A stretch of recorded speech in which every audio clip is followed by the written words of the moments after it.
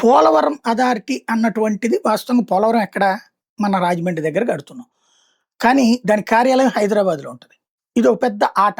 ఎన్నో సార్లు అంటే పోలవరం అథారిటీ అనే పేరుతో ఇక్కడ ఉంటది. కానీ మెయిన్ హెడ్ ఆఫీస్ అక్కడ ఉంటుంది. ఎన్ని సార్లు చెప్పినా వాళ్ళు ఇక్కడికి రావట్లేదు. ఏంటంటే హైదరాబాద్‌కి అలవాటు పడ్డోళ్ళు, ఆ ఉద్యోగులు, ఆ స్టైలు, ఆ లగ్జూరియస్సు, ఆ మెట్రో లైఫ్‌కి అలవాటు పడ్డటువంటోళ్ళు ఇక్కడ రాజమండ్రి దగ్గర, పోలవరం దగ్గర ఉన్నటువంటి పల్లె ప్రాంతాల జీవనంలో వాళ్ళ కుటుంబాలతో బ్రతకడానికి ఇష్టం లేదు. అందుకని ఏదో ఒక సాకు చెప్పి ఆపుతూనే ఉన్నారు.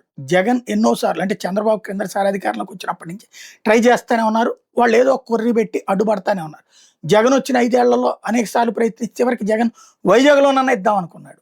అయినా అప్పుడు భూమి కూడా చూసుకున్నారు. ఆళ్ళు రాలేదు. ఇప్పుడు చంద్రబాబు గారు కూటమిలో భాగస్వామి కావడంతో అక్కడ బీజేపీ మీద ఒత్తిడి తీసుకొచ్చి కేంద్ర ప్రభుత్వం మీద వెంటనే ఇప్పుడు ఆర్డర్స్ వచ్చేసినాయి డైరెక్ట్‌గా. ఇప్పుడు హైదరాబాద్‌లో ఉన్న కార్యాలయం సచ్చినట్టు రాజమండ్రి దగ్గరికి మార్చాల్సొస్తది.